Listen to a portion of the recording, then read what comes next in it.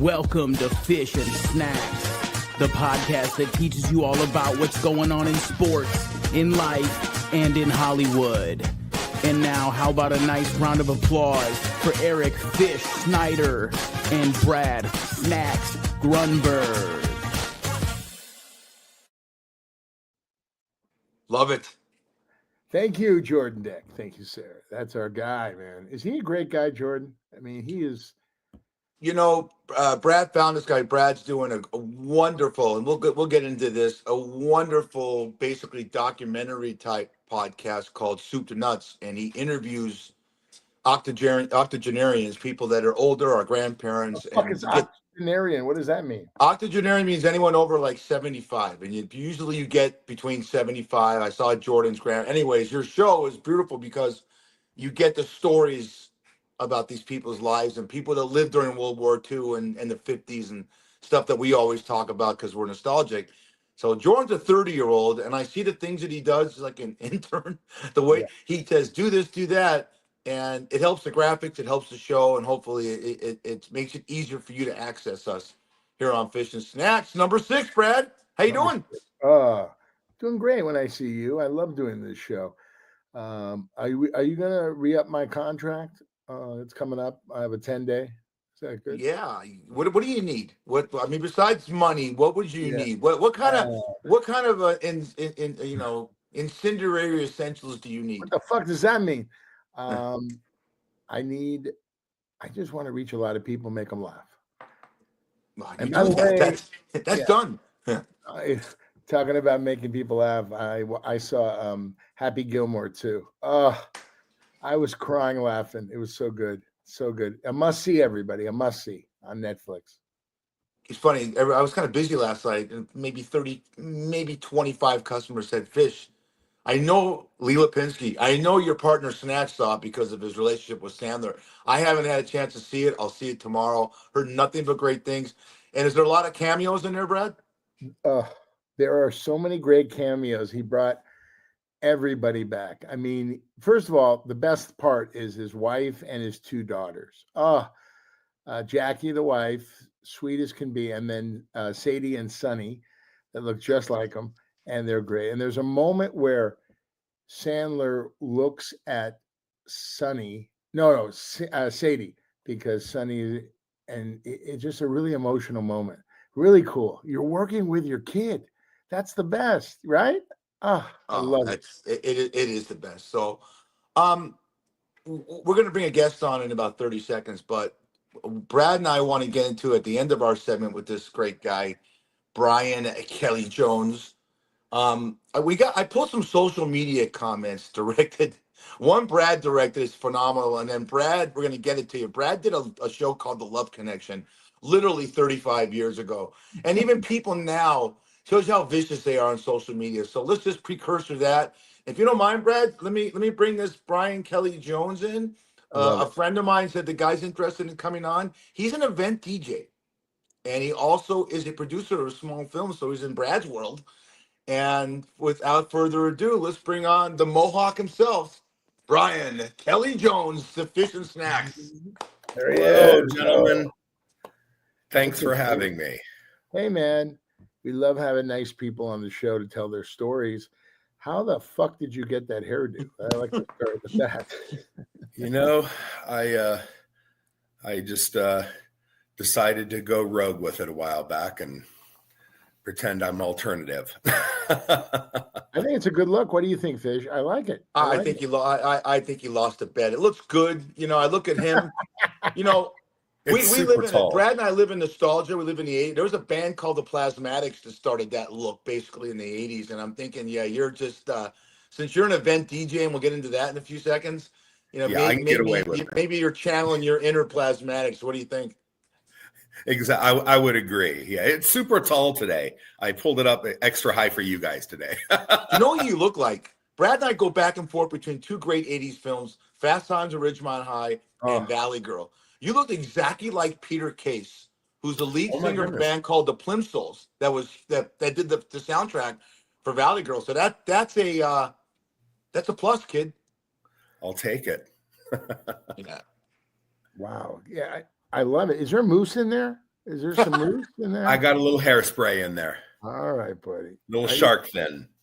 Tell Or us a patch about of grass, like my kids say. I love. How many kids you got? How many kids? 2. Nice. Got a 15-year-old son and an 18-year-old daughter. Wow, that's great ages. What is an event DJ? Can you start there? What does that mean? What does that do? An event I DJ a lot of events around town. I do events down on the strip, private events. In other words, I hire out for whatever the need is. I've done stuff down at the Neon Museum and down at Pinball Hall of Fame. And yeah, wherever I'm needed, I am there. From musical. It's too expensive for us, Fish. There's too. I'll make it work. Well, the guys around royalty. I got a picture, and tell me about your relationship with this guy, because this is an LA icon, and obviously Brian's here in Las Vegas, but I think he was born and raised in LA. Talk about your relationship with this guy. That's you and Snoop Dogg. Oh, yes, yes. God. You see, my hairdo was a little different then. That was a few years ago. Yeah, that was a music video I produced for Snoop Dogg and an indie artist by the name of C True. They were looking to work with Snoop. I had ties to their management company, and we made it happen. Yeah, shot over a couple of days, and it was a lot of fun. Super great guy to work with. Yeah, he's a real character. I did a private party with him in Malibu, and they hired him to be the DJ, not to sing any of his songs, but just DJ. You know, 70s, 80s, 90s, and he was just. He was so cool. He was great. He came with his entourage, man. Yeah. Scary. Yeah. His people showed up a couple hours prior, walked through everything, made sure everything was good. Good people. Yeah, he was super great. Such a pleasure to work with. I'm not just saying that. He was really awesome to work with. By the way, Fish has his own entourage. It's his wife and his son. They come to work with him, and they watch him, making sure no one messes with him. And Brad has his own entourage, his mom and his dad that he lives with. So it's kind of, we could call Fish and we all have our people there. Oh yeah. Hey, Brian, tell us how it all started for you. Where did you start, and how did you end up in Las Vegas? Sure. Yeah, I'm originally from Sacramento. And was, like a lot of people, I was interested in film. I knew no one. I had no contacts. I moved down the first time from Sacramento and tried it out in my early 20s, and just, wasn't ready and had, no success, and didn't really have any idea what I was doing. I moved back to Sacramento, and a few years later, I connected with a guy by the name of Ken Turner, who was putting together a little short film called Country Time with Papa, a little drama, and I got involved, and our script supervisor was Marilyn Giardino, who was a veteran script supervisor to Randall Kleiser, who did Grease and a lot of classic films. And so we did this film and ended up playing at Los Angeles Film School. This is very in a nutshell, and played some festivals, played at Los Angeles Film School down there, because Marilyn had ties there, and Randall Kleiser was in the audience, and he came up to us and said, "Hey, I'd like to see what's shaking with you guys and see maybe we can't get some other things off the ground." And started taking some meetings with him, and super great guy. Nothing really came of that, but we started meeting other people, and started working with some teachers there at LA Film School, and got into another film called John Delaney Died Last Night that had some people from then Glee in the cast that came and performed for us. And and it just kind of went from there, and just met a lot of great people, and got into some documentary work, and did Men in Suits, which was a documentary about the suit actors there in Hollywood, Doug Jones, Brian Steele, and all those guys that are known for those types of roles. And that kind of plugged me into the visual effects world, and worked in some other films in that capacity, and did the Snoop thing. And we just kind of take it, take it where we can get it. And it's been a lot of fun, and kind of looking forward to doing more, hopefully, keep hope alive. But that's very much in a nutshell. It's interesting, Fish, in show business, and Brian can attest to this. You might start off as a PA on a porn like me, and then you end up where Brian is, DJ events. You never know where you go, but you got to get in the game, right, Brian? Correct. Yeah, exactly. I didn't know, where to go. And luckily I jumped in. I was in a position to pay for Country Time with Papa. So I kind of hopped in as a producer. And I was looking at the whole PA thing. I was just happy to be on set. I just want to learn whatever I've got to do. But yeah, kind of fell into that role. I've been DJing for years, even before that. So yeah, I have a question about that, because Yeah. when Brad and I were younger, if you went to a wedding or a bar mitzvah or any kind of celebration, you could have had a band there. Now it's 100% DJs. And I think what you guys do is remarkable. I cannot believe how you have to read a room and the damage control you do by someone coming up and play this, play that, and you know what the room looks like. I mean, have you ever had a situation where it got out of hand and you just said, look, let me do my job and I'll man. entertain you? Dude, I have, dude. I've almost had scraps, dude, a couple times at gigs with guys coming up and, oh, I'm a DJ too, man. I know you can. It's dude, this isn't your gig, bro. Right. I'm not going to break, you didn't write the check. I'm not going to break it for you, man, just because you want to hear your song. I can't do that. It doesn't even fit right now. So yeah. Yeah. It's been a thing. Hey, Fish, do you remember the town criers at every bar mitzvah? They were like the number one bar mitzvah band. They were so good. When you had the big money, you hired the town criers. They were so good. Sure. Yeah. In LA, and I had my first slow dance to the town criers. That was my last slow dance, Brian. I'm a real loser. But I found Fish, and now I'm a winner. There you go. I'll slow dance with you, Brad. Okay, I'll come into LA and slow dance with you. But I've always been. Look, I know you do these films. Brad's an accomplished actor. Over 120 things he's done on TV and film. Not to be Debbie Downer, but we really followed the strikes that happened a couple of years ago. The writer's strike and the actor's strike. Has that affected you at all in your side of the business?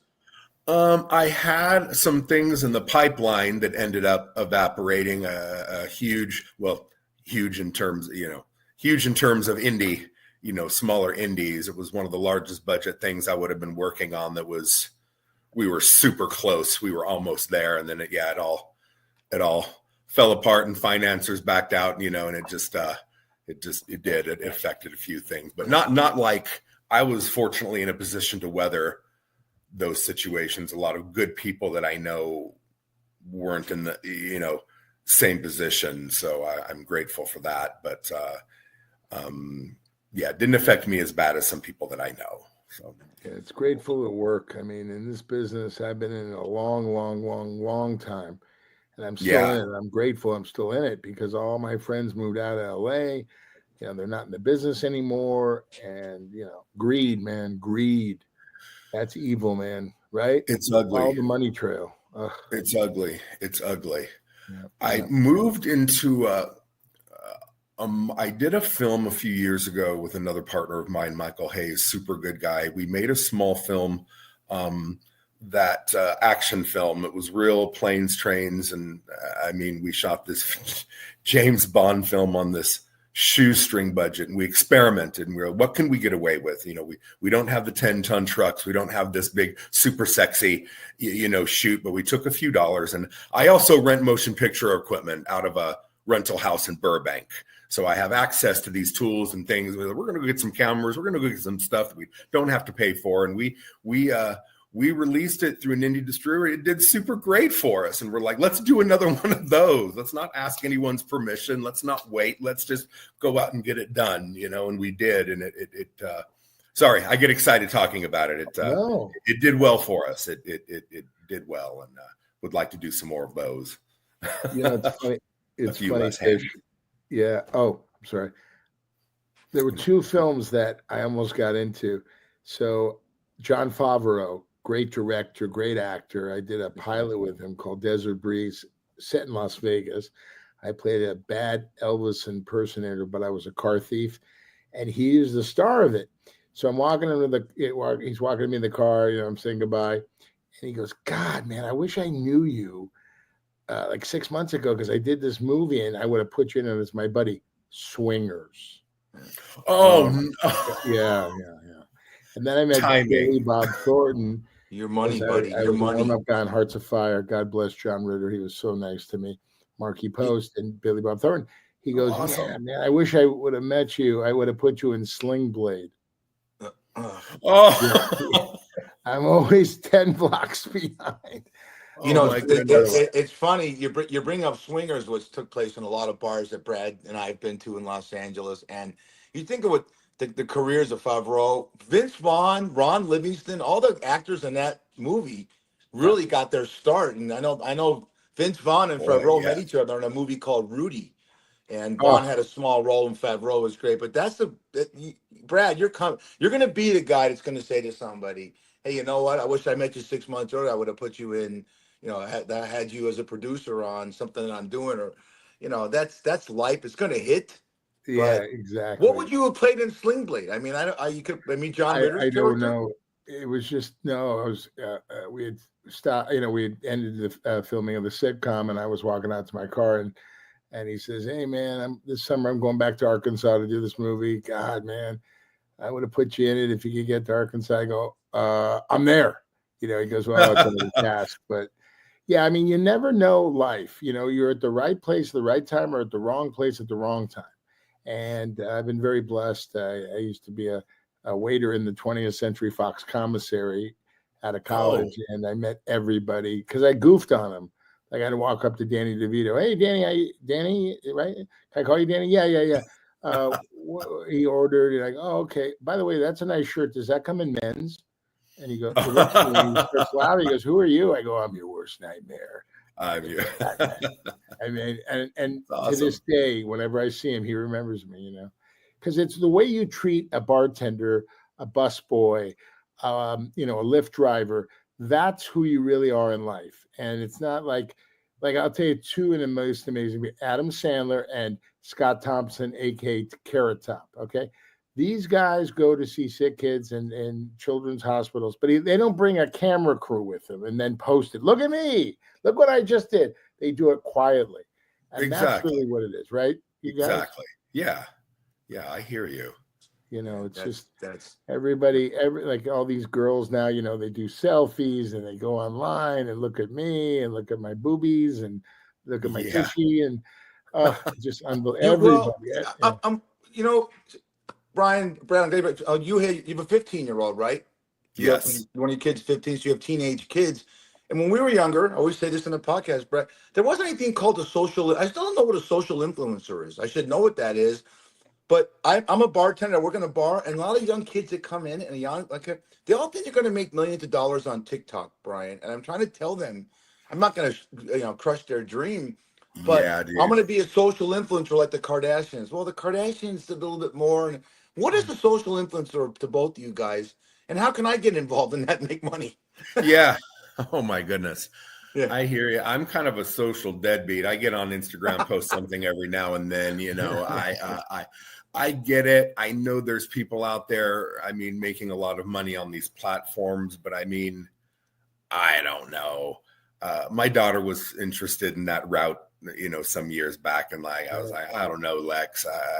I don't know a lot about it. I know there's a lot of people that are, so many followers equals, eyes on my page, which means, here now, Nike wants me to show my shoe. I know it's happening, but it's so oversaturated. It's like, it might even be more oversaturated, than film. Do it from my home studio. I don't even have to walk out, but I don't know too much about it. I just read an article in Time Magazine. This is for both Brad and you, Brian, about AI. AI is everywhere. I've made these posters from AI, and it says AI could take away between 5 and 10 million jobs in the next 3 to 5 years, including in Brad's industry.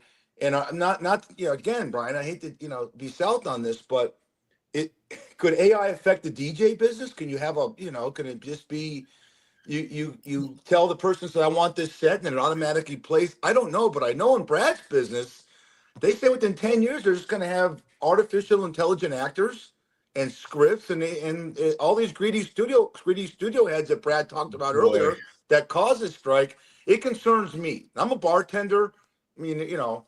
And I'm not that good, so you could put a robot in there and do the job. But guys, I mean, I'm really concerned about the future. You're like you said, you got a daughter, you got a 15-year-old. Brad and I are old, schmucks. But I mean, what do you think? A lot of dialogue about this with people lately, of course. And, as far as event DJing, sure, man. I mean, there's taxis driving around down on the strip, with no drivers driving around patrons from Wynn down to, Resorts World. So, I mean, it's happening. DJing, absolutely. There could be some type of, better looking robot than me standing there that a company can purchase, come in and drop off, set up, and then leave and come back 4 hours later and break down. And I mean, I can see that. As a producer, I mean, on the film side, I see amazing tools. As an indie producer, where I'm saying I could do something that would have cost me, $100,000 that we can do now for, way less. That's a blessing.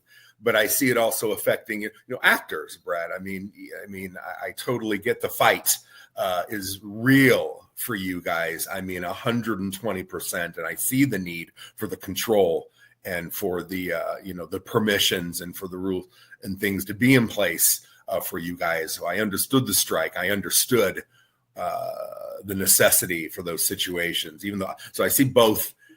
As a producer, I see, tools allowing me to get things done, but I understand it's affecting the human element.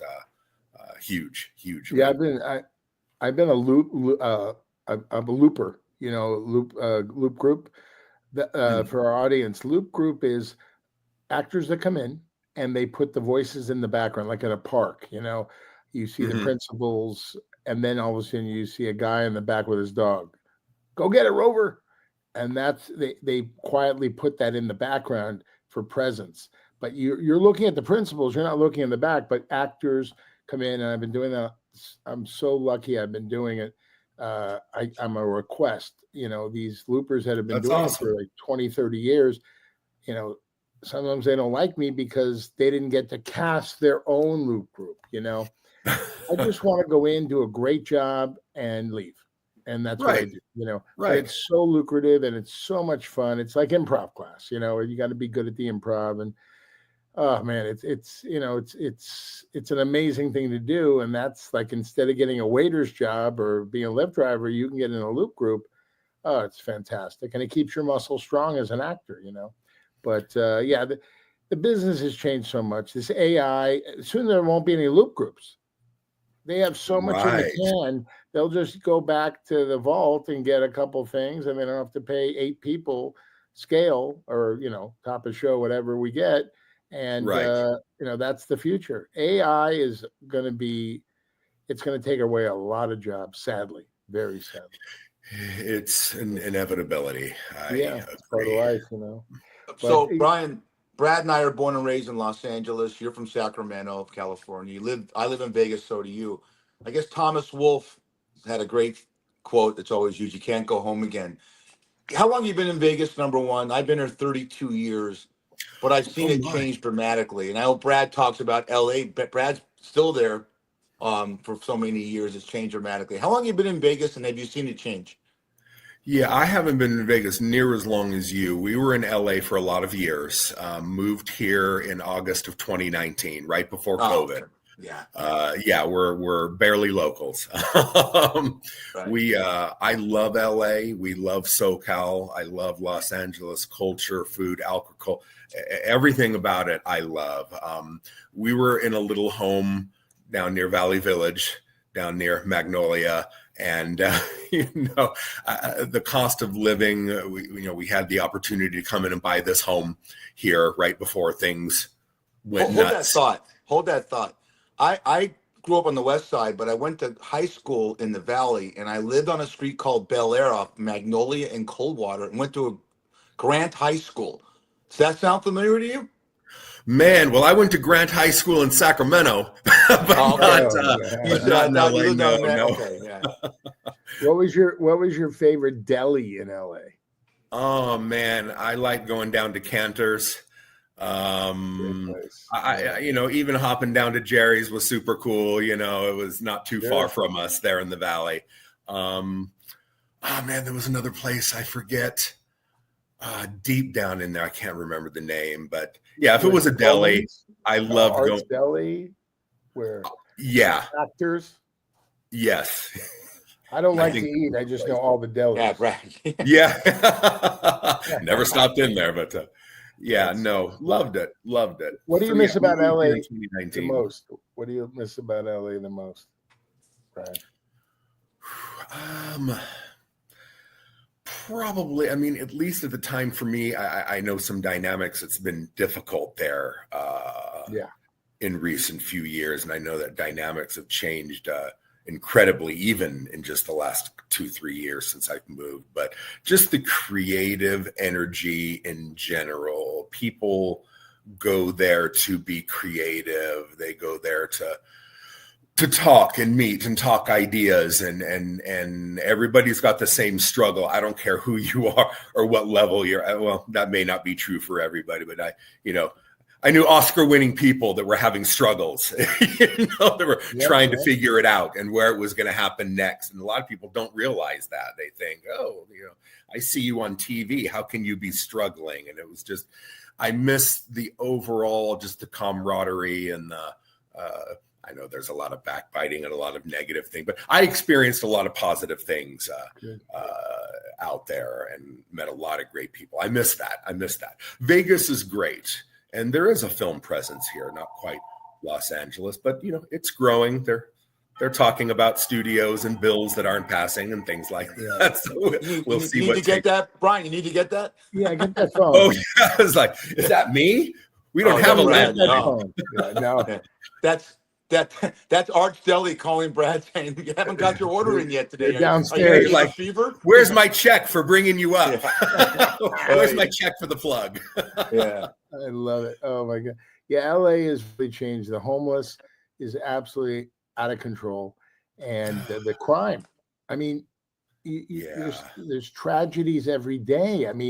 From car accidents to murder. It's just so sad because I don't remember that back in the 70s and 80s, right?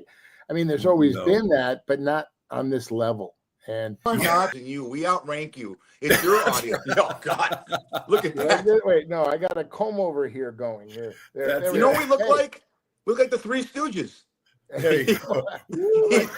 He's Larry, you're Mo, and I'm Curly. Jesus. No, buddy, you know what? We're all blessed because we're doing what we want to do. I got a lot of projects I'm working on, and you know how this, Brian, goes and Fish. Everybody, you call them, you do this, you do that, you pitch them, and then all of a sudden one drops. You sell one, and then they come to you and go, "Oh, I want you in my office. I want everything else on the shelf." I go, "But I pitched you like 9 times with all these other stuff." "Oh, that's different. Now we can make money." "But you didn't buy any of my shit." It's just right? Brian, you know that. You know how it works. Yeah. Oh my gosh. But you know what I miss? I miss about LA. I miss Brad. I miss my family. I miss the beach. I think people that live there take the beach for granted. I grew up there, and as always, I really miss the ocean and anything. I'm watching this show right now called Animal Kingdom that came out 6-7 years ago. It's a great show. It's a series. But every person's got a beach house, Brian, and I don't give a shit about the show. I just like the exterior. I just want to look at the houses. Yeah. I know, man. No, that's what I mean. Overall, the whole LA culture, the ocean. We used to go to the ocean a lot. My daughter was born in Hawaii. We lived in Hawaii for 4 years, and we we walked out the door and water. So we loved the ocean, and that was, 2 hours to Santa Monica on a Saturday morning from the valley, the traffic. This guy's a real baller. This guy is, Hawaii, Sacramento with all the got cows, around a little bit. Yeah. LA, hobnobbing with the big stars. Brian, you're legendary. You're a ledge, buddy. Sacramento, California. There's a bar. Brian, if you're from Sacramento, you'll know the town Auburn, which is a little bit of a suburb of Sacramento. Yeah, There's a famous bar called Pistol Pete's. That's what have you heard of it? I have heard of it. I've never been in there, but I have heard of Pistol Pete's. Every single actor, Clint Eastwood, all the actors go to that bar. If they go to Sacramento, they go there. It's like when people go to LA, there's so many icons to go to, or Vegas, you want to do things. But I said, wait a minute, Sacramento's known for what? A bar that's 40 minutes out of Sacramento called Pistol Pete's? Yeah. But every It's town's a beautiful got its zone up there. It's beautiful country up there. And beautiful. It's cooler and about 15 degrees cooler up there. So I see the appeal. I need to get in there. I've never been in Pistol Pete's, but I've heard good things. Yeah. Oh yeah. Brian, what is your kids into? Your boy and your daughter? My daughter is off to university next month for film studies. Where? At Utah Tech in St. George. Yeah. Wow, Yeah. They actually cool. have a very impressive media program. I thought it was pretty robust. Nice. So that wasn't my doing. She made that decision on her own. She was like, I want to just, see what fields are out there. She took some classes in high school, loved it, loved talking films, loved debating films. So I'm excited for her. Yeah. Yeah. How about you? How about your son? My son's a little unsure. He was thinking maybe military at one point, but he's kind of gotten out of that. So we'll see. He's a gamer. He likes games.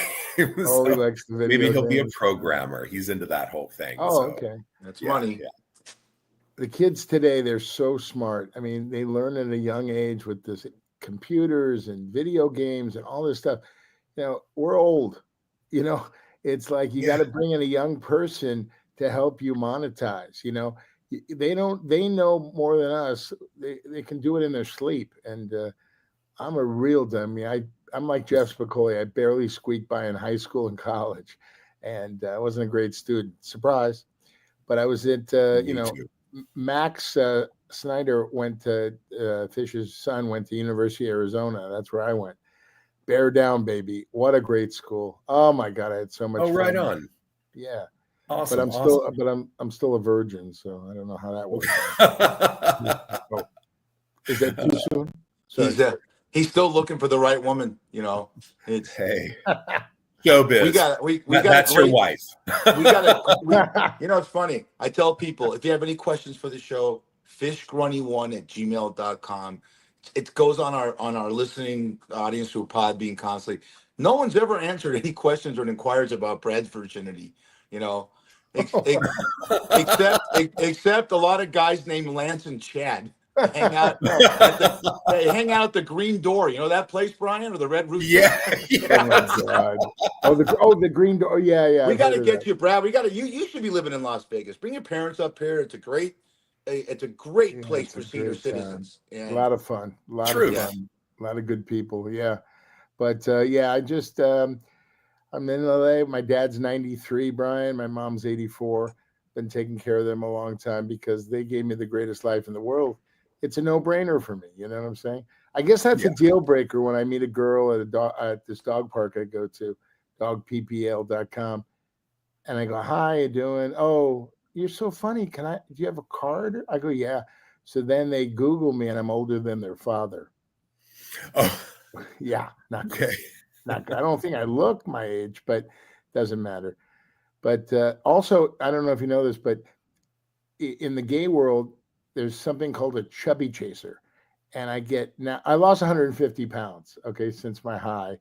Yeah, 150. Awesome. And thank you, man. And feel much better. But now I'm still fat, but I'm thinner. And I get on social this craziest things. I love the gay world. But they don't give up. Guys, I go, I'm straight, but thank you very much. I'm very humbled. And all right. No, everybody's gay. I go, wait, what? And they start naming this person. That I go, what? But the world, I have, that's the toughest thing. That's all my friends that came out at an early age, that's a tough life. It's better now, but it's still a tough fucking life, man.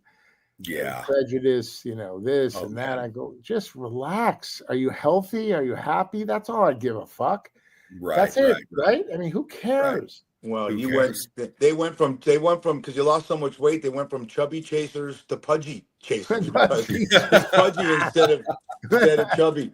Hey, Brian, are you a sports fan at all? I am. Can you I believe haven't followed it as much the last few years, but yeah, I'm LA Dodgers and Las Vegas Raiders. So There Nice. you go. Well, I was gonna say, growing up, what we did, we always had, but to see the growth in Vegas, Brad, Brad's as close to being a Vegas native as anybody that lives in Los Angeles. To see the fact that we got in the last 5 years, the Raiders, the I Knights, know. the A's are coming in 28, and we're gonna get an Yes. NBA team, Brad. Your Yeah, boy I know. LeBron, and Wahlberg's now. They're gonna bring Yeah. an NBA team. They're building something down by the Fountain Blue, Brian. Yeah, Oh. yeah. If you would have told me, Wow. if you would have told me in 2016 that we'd have all four major sports 10 years later, I would have said, I'll Yeah. take that bet. No, I wouldn't have And either.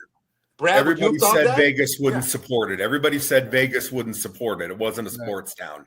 Well, now Well. the government's in the gambling business. They're in the pot business. They're in the Right. It's great, right? I mean, they say, oh, this person, that person, Tim Donahue, he fixed Oh, games God, and this and there that. it is. All Awesome. that still goes on. Yeah. That all that still goes on. Yeah, But- for but sure. it's the entertainment capital of the world, Vegas. I mean, Yeah. I've seen some amazing shows there. Rodney Dangerfield, Sammy Davis Jr. I mean, Oh my goodness. I've seen the legends. I miss the legends. That's the one thing I miss because being like Frank Sinatra, Don Rickles, all these guys. I mean, they were just at another level. Well, look at go they go were further. Vegas. This is such a melting pot for bands. Like my wife and I went to go see the Hermits and Paul Revere and the Raiders, and terrific at the Cannery, right? Tony Oh, my Orlando, a goodness. friend of the show, what a good friend, made Oh. a huge living in Vegas. Look at Engelbert Humperdinck at Yes. 80 years old, starting to tour only in Vegas. These guys aren't going to LA to rent the small theaters. Yeah. They're in Vegas. Hey, for the Raiders that are watching in the Raiders, Oh boy, look, here we go. well, wait a minute. We're trying to monetize, right? Brian Oh my Kelly God, Jones yes. is a Raider fan, and he has a hairdo of every Raider that played in the 70s. So Truth. we're bringing back I think the nostalgia. Raiders this year. The Raiders are going to make a move. They're going to do much better than they did last. Pete Carroll Yeah, is a man. god. Wherever he goes, he wins. But I'm really excited for the Raiders. Super I'm a excited. big basketball fan. That's my sport because I played in high school. I was the 12th man on a 10-man team, Brian. Oh, really? Yeah, 10 Oh, people Pete- played. I was 2 people. You were too. Yeah, I was a fatty guy. Brad went to a great school called University High School, great part of LA, but Brentwood area, kind of affluent. And the reason why he was the 11th and the 12th man is because he's the kind of guy in high school that was Mike Damone from Fast Times at Ridgemont High, knew how to get tickets. He convinced the head coach of University High School. He said, look, after every practice, I can get Factor's Deli to cater after practices. He had donuts. I mean, Brad could have gone to craft services because he was doing that shit in high school. Oh my Brian, goodness. on the bench during a game, I memorized all the cheers because I never played. So I was buddies with all the cheerleaders. They fed me a sandwich on the bench. I ate a whole sandwich during the game, but I was so far down on the bench, no one saw me. The coach didn't see me. Oh man. But they always That's put me in awesome. garbage time. Garbage time, I was in there, Brian, what are you doing now? We're gonna wrap it up pretty soon. What are you Tell me, doing Brian. now? You got any films you're working on? You got any big I events coming up? I do. I've got a script percolating, another little low budget indie that we'd like to shoot here in Vegas that we've been developing. Hey, yeah, okay. Hey, I know a guy. There you go. Yeah, I'm actually, available. that rocks. That rocks. I don't read Hey, anymore. why don't you be John Favreau? You shouldn't Why have don't you to. be John Favreau right now and say, hey, Favreau. Hey, man, if I'd have met you Favreau, 6 months ago, Brad. whatever his name is. Yeah. But No, you that got to wait. rocks. So back to Shuck's Tavern, the best sports bar, great food. Are you going to go see Fish? But he works 12 to 8 in the morning. At Shucks. Yeah. Yeah. Yeah, up right. here. I live right around the corner from Wait there a in minute. Centennial. Right? Isn't that what we Oh, were talking about the McFly. other day? Right. Yeah. You work at the Centennial one. I do. You probably can walk to my store. A great Yeah. friend of yours, John Krieg, is in there. They named a stool after the guy. So you got to come in and see me. Come enjoy Chuck's Definitely, dude. That Tavern. rocks. That's awesome. Brad's Yeah. comp there. can't believe the police came and took me away. I stayed there from 12 midnight to 8 in the morning, and I had everything on the menu. And then they came in with their guns drawn. Put down that tray, man. It's time for you to go. Fish is an incredible bartender. He keeps the morale up. They tell jokes, they laugh, and they drink. That's He's awesome. trying to find me a wife, right? You're trying to find me a wife other than your beautiful sister. You're gonna find me a wife. We have a platform here. Well, it doesn't help that you say you're a virgin, because that's where you're getting all the pudgy chasers coming after you. I'm saving myself. We need some pudgy women to come after you. You know what, Brad? Knowing your luck, knowing his luck, Brian, he'll get one of the chubby chasers, the pudgy chasers, to go after him, and it'll be a woman that has a penis. That's just this guy's luck. Hey. Crying Surprise. Game. Hello. Crying Game. What a movie. Great movie. You ever see Crying Game, Brian? Yes. Okay. Yes. That's a great movie. Way ahead of its time. But the guy still stayed in love with her, didn't he? Right. I think he Yeah. They got married who cares, man? Penis, no penis, anything. I just need somebody with a pulse, somebody who's breathing. Are you alive? Are you alive? And then they look at me and they go, "No, not now." No. This is the best. This is the best you've ever looked since you were on the Love Connection and Dating Game. I've known you 35 years. I'll tell you this. We talked about AI earlier. Hang in there a few more years, Brad. There'll be a robot for you. Trust me. Right. That's like the movie Companion. There you go. I always talk about this, Brian. Let's go around the horn. What's your favorite comedy of all time? My top 5. Well, my top 1 is Planes, Trains, and Automobiles, John Candy and Steve Martin. But I love Fast Times at Ridgemont High. It was filmed in Brentwood. That was where the All-American Burger was. Yes. No, that I did not realize. That's awesome. Oh, no, it's epic. And the place where the All-American Burger. This is the sad thing about life. It was All-American Burger. There were like 3 or 4 in LA. Then they all closed. Then it became a Coffee Bean. Now it's no longer. Nothing there. I drove by the other day. Oh my gosh. No, all the mama papa places are closing. Yeah. That sucks, right? Yeah. Every time I get online, another restaurant in LA is closing. Yes. I know. It's heartbreaking. COVID did it, and then just the economy put it away. I mean, people. I do hate to see that. Are we going around the horn? You go, Brian. Yeah, Brian. What's your favorite comedy of all time? Oh man, Fresher. I love Fast Times. I love a lot of those '80s classics. I'm a big fan of Farrelly Brothers. I love the movie Kingpin. That's kind of my go-to when I'm feeling down. I pop that uncut version of that in, and it brings me back. But anything those guys do. I'm going to go to one of Brad's mentors. My favorite comedy of all time came out in 1974, and it just was way ahead of its time. It's called Blazing Saddles. Blazing Saddles, of course. And when I don't care what the woke culture, when Cleavon Little said, "Where are all the white women at?" Yeah. I think everyone felt. I was in the theater. I was 14 years old. I remember my dad, rest in peace, falling right up the chair, right up the thing. So I like that. And that we even talked about, Brad. I think you knew the guy, maybe. Did you guys see the original movie Arthur? I thought that was hilarious. Oh, Dudley Moore. With Dudley Moore. Yeah. Oh, Derek. Oh, my goodness. That's another great film, Brian. I love sports. Bad News Bears 1. Oh, yes. Not 2, 3, 4, 5. No, going the first to Japan, one. all that nonsense. Number 1 with Walter Matthau. Buttermaker. He was unbelievable. I think he had an Academy Award for it. That's how good he was. Oh, he may have. Kids baseball team. And by the way, some of that dialogue could never be said today. Ever. No. Right? No, Blazing Saddles. A lot of those. Yeah. Oh, yeah. Blazing Saddles. Oh. How about the one? Wait. How about the one you were in? I thought when Revenge of the Nerds came out, another one fell off my chair in some of those scenes. Oh, man. Yeah. I saw that 100 times, man. Yeah. Rock on. That was filmed at University of Arizona. I got a little part in that. It changed my life. Peter McGregor Scott. He's my go-to because he passed away sadly in a taxi accident in New York.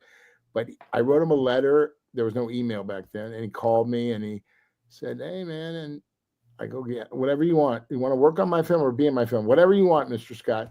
And he changed my life. Jeff Canoe and him, he was the director. They changed my life forever because I was a class clown, but I never thought of being an actor, you know. But me and Fish That's met on awesome. this. I produced this little thing called the Cocktail Hour, which is called Wingman, and I'm trying to sell that too. Maybe we should do some business together, Brian, man. I love it. I love it. That's awesome. Really. No, I How love do meeting people new get in touch people. I with you? love talking shop. I love making things happen where I can. Make things happen. Yeah. How do people get in touch with you? Email, website? Yeah. I'm trying to hone in on that a little bit. That email that you have, the DJ Brian J1, that's always valid. And I'll shoot you guys my number too. Oh. Yeah, it's Brian at djbrianj.com. That you sent me the link to for this one, that you sent me the link to today. Yeah, reach out, man. I'd love to connect out there. I love talking shop. I just love talking movies. I love trying to make some things happen. Thank you so much for being on the show, Brian. We really I appreciate you guys. Thank you so much. How about a nice hand for Brian, baby? Come on now. Yeah. Yeah, Thank you. Have a good time doing the Mendelssohn bar mitzvah tonight. You know, I will, man. I gotta get ready. Yeah, you better put a yarmulke on top of that thing. That's not going to go very well with the Oh God, I love that thing. And that's a hairpiece, right? That's a hairpiece, right? That's that's that's really your hair. Oh, okay. Brian, thanks again, buddy. Zagazon. Appreciate it. Take care, guys. Bye-bye. Great. That was fun. Yeah, good guy. Just down to earth. You know, I like the fact that he could sport a mohawk nowadays. You're going real 90s, 80s, 90s on us and stuff like that.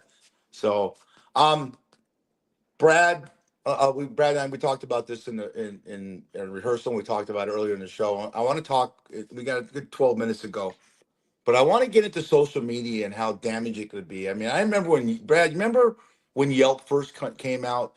Brad and I right now could go on Yelp and say we were at the Apple Pan off Westwood or Pico, wherever it is, and had shitty service. You hurt people by what you do on social media because everyone believes what they read. Well, Brad, I got two social medias. One, Lindsay Snyder, that is the CEO, president of In-N-Out Burger, just announced that they're moving In-N-Out Burger from California to Tennessee. So Brad, the headquarters. Yeah. So I don't know if I can read all this. It's kind of small, but Brad says, Lindsay, are you single?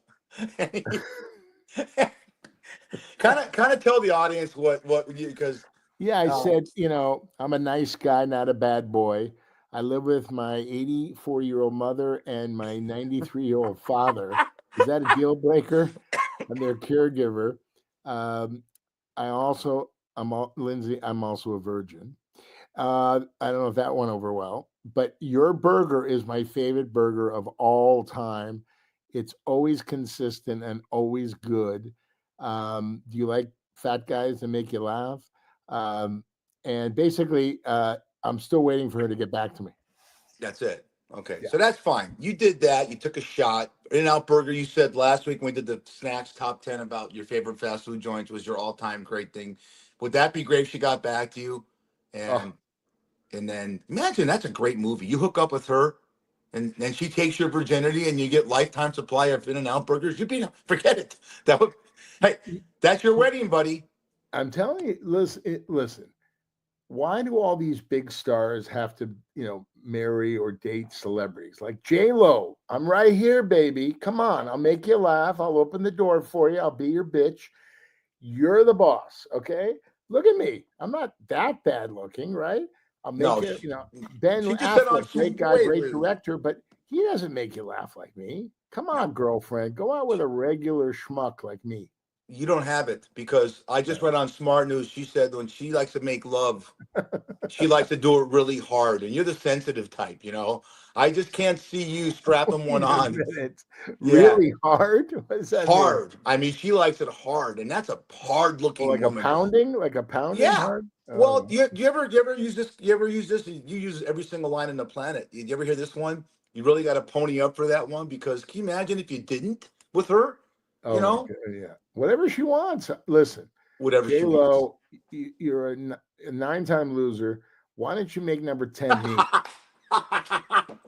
We'll have a You're a great time. nine-time We'll have a lot loser. of laughs. I'll carry your luggage. I'll stay out of the paparazzi's way when they take a picture of you. Oh, by the way, the line of the of this show number 6 of Fish and Snacks was they named a stool after him. That is funny. That I've never heard that before. Brian's friend, is he does he come by all the time? Oh yeah, John's great. John John's a John great guy. loves the show. He comments. You see the comments on the show. But I'm glad you brought that up. So I'm going to bring up another social media thing as damaging it is because when we record the show, so Brad and I make a prediction sometimes, and you're allowed to obviously make comments. I watch the recorded show when it says dropped live. So if we say something like what's a game, it goes 2 days. And the reason why I do it 2 days later, we want to record it because if someone drops something, you don't want to go on YouTube, you don't want to go on Facebook or Podbean jail or something. It takes 24 hours for YouTube. We usually drop it.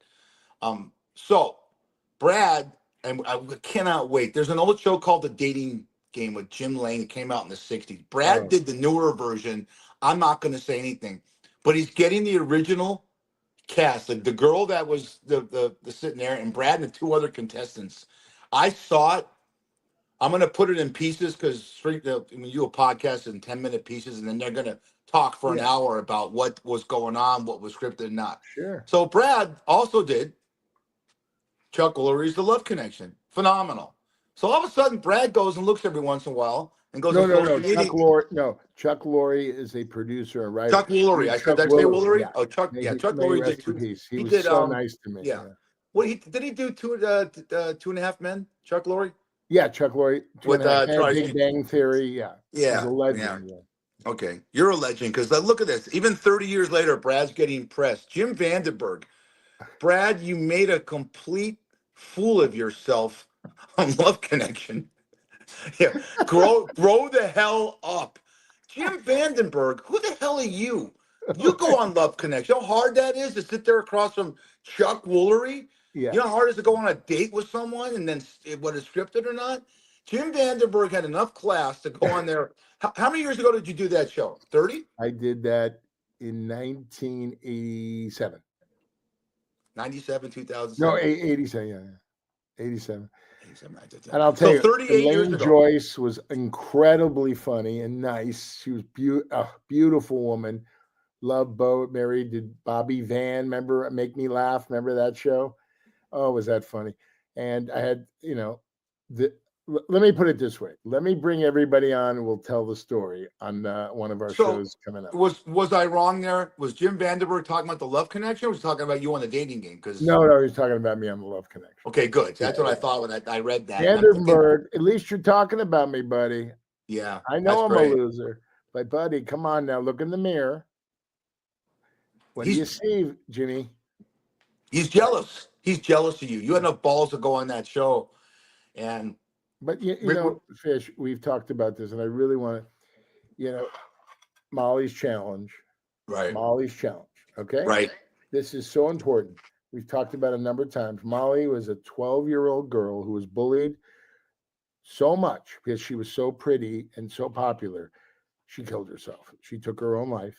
Right. And the kids today, when they made fun of me at school, it ended at school until the next day. But with the cell phone, they text, they make up stories, they do, they take pictures and then they doctor them, Photoshop different things. And it's cruel. And the people that are doing it live in their parents' basement. They have a face like a pepperoni pizza. What are you doing? Well, you're jealous. Jealousy is a disease, right? Yeah. Well, let's brighten it up a little bit. Yeah. Because we had a girl on, and believe it or not, when we had Ashley Bean on, a fellow bartender of mine, and what she does fostering dogs. Oh, well, let's do that. Homeforspot.com. Yes. I want to shout out every time because Brad and I are really into animals. His Annie, my Molly. If you go to that website, you will be able to foster a dog or at least adopt a dog because it's an epidemic level how many dogs need homes, and we're going to help here on Fish and Snacks. And I think So if I keep showing that, maybe if we can get 1 dog or 2 dogs a month, and if you Oh my do, goodness. send us a picture of your dog, and we'll put it on with your face, and we'll do a little testimonial to you because, eh, again, we say it And every yeah, and podcast: a yeah. dog, unconditional love, right, Brad? Yes. And by the way, it's too expensive. Don't go to the bar 4 times a week. Go 2 times Well, a week and use that. No. Go to Shucks 7 days a week. yeah, But there's money. It's not a lot of you're saving a dog's life. right. You're saving a dog's life. Dogs are better than people. I love my Annie. I'm going to go out with her right after this show. Right. And people just don't understand. Any animal, get them in your life. Your life will be enriched beyond belief. You'll thank me in the morning. So, a couple sports things. I can't stand this. I cannot stand when I hear an athlete say, and I'll say it. I love Micah Parsons. I'm not a big Dallas Cowboy fan, and he's upset because he hasn't gotten a contract extension. So I found out when they say this, he makes $24 million a year, and he says, Wow. "I just want to be able to feed my family." I hate when they do, and they'll think I'm a hater by saying that. I think if you're making 20, there's got to be a better line you could have other than that, Right. because you're still making 24 million a year, which is a lot more than a lot of people make, right, Brad? Absolutely. And also, I want market value. This guy makes more than me. $24 million, buddy. Put it away for a rainy day. My grandma Well, used he to does. say. He deserves more. He does. He's a Okay, top okay. guy. And imagine you're a top actor. Imagine you're Academy Award winning actor, Yeah. and you've seen that Brad Pitt, George Clooney, Ryan Gosling, and Ryan Reynolds, Denzel Washington are all getting a certain 25 million a film, Yeah. and you're only getting 15. But your films are doing the same at the box office. You're going to want the same money. I get that. So, No, and I he's young. understand that. And Yeah. also in football, your career can end, with one blow to the knee. It's over, right? I understand that. But when you're begging for money, when you make a ton of money, then you know what? Walk. You'll get more money somewhere else. But Dallas is Dallas is America's team, baby. How about those Dallas Cowboys? I don't I know about mean, that. it's They used no, to I'm be, just but I saying, what do you think America's team is? I think it's the Patriots. It's the New England. The Patriots uh, represent, and they've been yeah, so great the last. I mean, not yeah, the past they couple are, of they years, are. but for But 25 again, years. And a Patriot, it's basically that's what we are. And this country started in Boston. I get the yeah, Dallas Cowboys. I think Dallas. Kansas City is America's team, the Chiefs. Yeah, I think exactly. so. So Oh, you think you by the way, in Happy Gilmore 2, Travis don't Kelce is unbelievably funny. love that guy? This guy is, him and his brother do a podcast. I'm trying to get on the podcast and get out of this podcast, but Yeah, sure. no, it's been a real treat, man. I look forward to seeing you every week and doing this Same. show. It's so much fun, right? Well, we got 30 seconds to go, so I got to say something. Next week we're gonna start. I'm gonna show you this guy. This guy Lenny Clark, great, is gonna be on. You got to see this bit. You're gonna hear the cackle of Brad's laugh along with his logo from his production company, Johnny Cocktails. You've got to see this 30-second bit. I'm gonna tease it. You're gonna get it to me next week of Brad's grandmother and Lenny going into the audience and talking to her. You'll see Brad sitting next to him, and I love what he says to you. Get out of here, you big galooch. Whatever he says Yeah. to you. Oh, Lenny is so quick. Well, he taught me so much about being a comedian, a person. He's 30 years sober. Sobriety is what it's all about. When you get sober, doors open, baby. Doors open, But hey, man, number 6 is in the books. Ladies and gentlemen, that's Fish. And I'm Snacks. And we'll see you on number lucky 7 next week on Fish and Snacks.